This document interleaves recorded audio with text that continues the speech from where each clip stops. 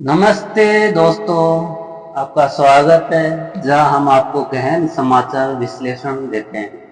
आज हम एक बड़े घटनाक्रम पर चर्चा करेंगे जिसने पूरे भारत में बहस छेड़ दी। भारत सरकार ने सोशल मीडिया प्लेटफॉर्म एक्स को 8,000 से अधिक अकाउंट को ब्लॉक करने का आदेश दिया, जिसका कारण राष्ट्रीय सुरक्षा और गलत सूचनाएं बताया गया। लेकिन इसका अभिव्यक्ति की स्वतंत्रता और डिजिटल दुनिया पर क्या प्रभाव पड़ेगा, आइए पूरी जानकारी के साथ इसका बता विश्लेषण करते हैं। 8 मई 2025 को एक्स की ग्लोबल गवर्नमेंट अफेयर टीम ने घोषणा की कि भारत सरकार ने 8,000 से अधिक अकाउंट्स को ब्लॉक करने के लिए कार्यकारी आदेश जारी किए। इन आदेशों के साथ भारी जुर्माने और एक्स के स्थानीय कर्मचारियों के लिए जेल की सजा की धमकी भी दी गई। ब्लॉक किए गए अकाउंट्स में अंतर्राष्ट्रीय समाचार संगठन, प्रमुख पत्रकार और राजनीतिक टिप्पणीकार शामिल, जिससे सेंसरशिप और प्रेस स्वतंत्रता पर गंभीर सवाल। यह आदेश भारत पाकिस्तान के बीच बढ़ते तनाव के बीच आया, खासकर अप्रैल 22, 2025 को कश्मीर में हुए आतंकी हमले के बाद, जिसमें 26 लोग मारे गए, जिनमें ज्यादातर हिंदू पर्यटक थे। सरकार ने कुछ अकाउंट, खासकर पाकिस्तान अकाउंट्स पर गलत सूचना और भारत विरोधी प्रचार फैलाने का आरोप लगाया। जवाब में एक्स ने कहा वह अनिच्छा से भारत में इन अकाउंट्स को ब्लॉक कर रहा है, लेकिन वह इन आदेशों को अनावश्यक और सेंसरशिप मानता है। आइए इसे समझो। सबसे पहले 8,000 अकाउंट्स का आंकड़ा छोटा नहीं है। रिपोर्ट्स के मुताबिक सरकार ने कई अकाउंट्स को ब्लॉक करने के लिए कोई सबूत या ठोस कारण नहीं दिया। एक्स ने भी कहा कि ज्यादातर मामलों में सरकार ने ये स्पष्ट नहीं किया कि कौन से पोस्ट भारतीय कानूनों का उल्लंघन करते हैं। इस पारदर्शिता की कमी ने मनमाने फैसले को आरोप को हवा दी। ब्लॉक किए गए अकाउंट्स में भारतीय समाचार संगठन जैसे द वायर शामिल, जिसने इस ब्लॉक को संवैधानिक प्रेस स्वतंत्रता का उल्लंघन बताते हुए कानूनी चुनौती देने की कसम खाई। अन्य प्रभावित अकाउंट्स में श्रीनगर के पत्रकार अनुराधा वसीम और राजनीतिक कंटेंट क्रिएटर अर्पित शर्मा शामिल है।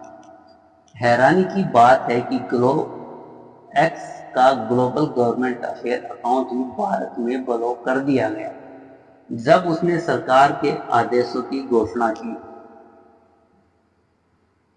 इस मामले के निहितार्थ को समझने के लिए हमारे साथ मीडिया और साइबर सिक्योरिटी के विशेषज्ञ। ये डिजिटल दखलंदाजी का एक स्पष्ट उदाहरण। 8,000 अकाउंट्स, जिसमें विश्वसनीय समाचार संगठन शामिल को बिना स्पष्ट कारण के ब्लॉक करना अभिव्यक्ति की स्वतंत्रता पर सीधा हमला है। समय भारत पाकिस्तान तनाव के बीच ये दर्शाता है कि सरकार उन आवाजों को दबाना चाहती है। कश्मीर संघर्ष पर उसकी कहानी को चुनौती दे सकती है। सबसे चिंताजनक पारदर्शिता की कमी। अगर सरकार गलत सूचना से निपटने में गंभीर है तो उसे सबूत और उचित प्रक्रिया का पालन करना चाहिए, न कि सामूहिक प्रतिबंध लगाना। एक्स ने कहा कि वह इन आदेशों को कानूनी रूप से चुनौती नहीं दे सकता, लेकिन प्रभावित यूजर्स को कानूनी उपाय अपनाने के लिए प्रोत्साहित कर रहा है। ये कितना व्यवहारिक है? यह एक कठिन रास्ता है। भारतीय कानून एक्स जैसे प्लेटफॉर्म को ऐसे आदेशों को चुनौती देने से रोकता है, लेकिन व्यक्ति कोर्ट जा सकते हैं। हालांकि कानूनी लड़ाई महंगी और समय लेने वाली होती है और हर ब्लॉक यूजर जैसे पत्रकार या कार्यकर्ता के पास लड़ने के संसाधन नहीं होते। एक्स द्वारा आई प्रो बोना इंडिया जैसे संगठनों के संपर्क साझा करना एक कदम है, लेकिन ये सिस्टमेटिक समस्याओं को हल नहीं करता। यह पहली बार नहीं है जब भारत ने डिजिटल कंटेंट पर नकेल कसी। 1999 के कारगिल युद्ध में वेबसाइट ब्लॉक करने से लेकर 2021 के किसान आंदोलन में 1000 से अधिक अकाउंट ब्लॉक करने तक भारत में इंटरनेट सेंसरशिप का इतिहास रहा। 2011 में ओपन नेट इनिशिएटिव ने भारत की सेंसरशिप को चयनात्मक बता था, लेकिन प्रेस स्वतंत्रता की मजबूत परंपरा को भी स्वीकार किया था। अब सवाल यह है कि क्या वह परंपरा कमजोर हो रही है।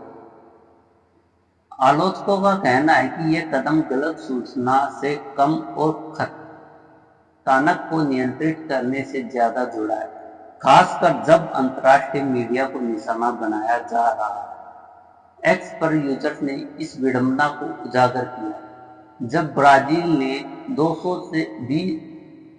ने 20 से कम अकाउंट्स को ब्लॉक करने का आदेश दिया था, तो एलन मस्क ने इसे सेंसरशिप कहा। लेकिन अब 8000 अकाउंट्स के मामले में मस्क और एक्स की प्रतिक्रिया अधिक संयमित रही, शायद स्टारलिंक को भारत में हाल ही में मिली मंजूरी के कारण।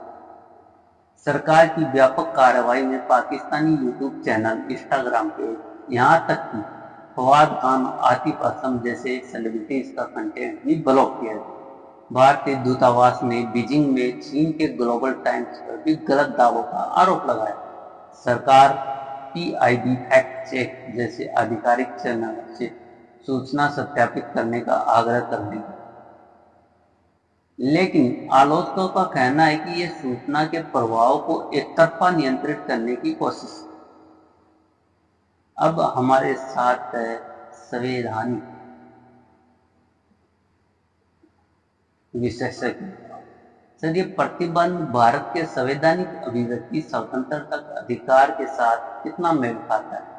भारतीय संविधान के अनुच्छेद 19(1)(a) अभिव्यक्ति और बोलने की स्वतंत्रता की गारंटी देता है, लेकिन यह पूर्ण नहीं है।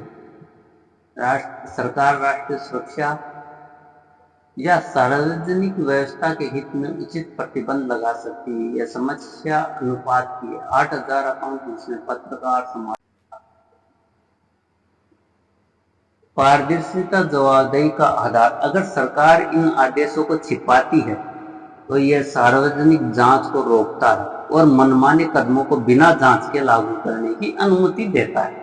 एक्स का इन आदेशों को सार्वजनिक करने का आह्वान उचित है, बिना इसके यह सत्यापित करने का कोई तरीका नहीं है कि प्रतिबंध जायज है या सिर्फ असहमति को दबाने का उपकरण।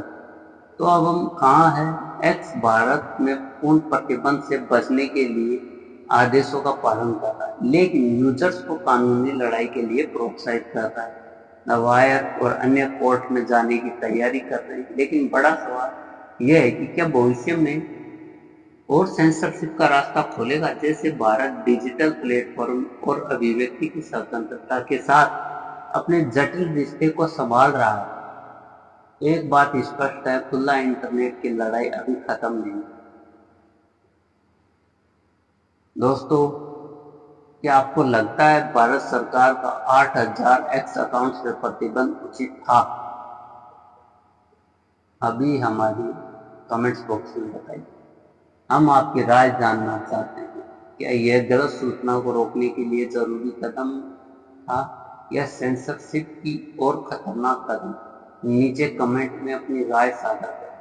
तो कल और अपडेट के लिए हमारे साथ जुड़े रहिए। यह था हमारा आज का अलविदा। धन्यवाद।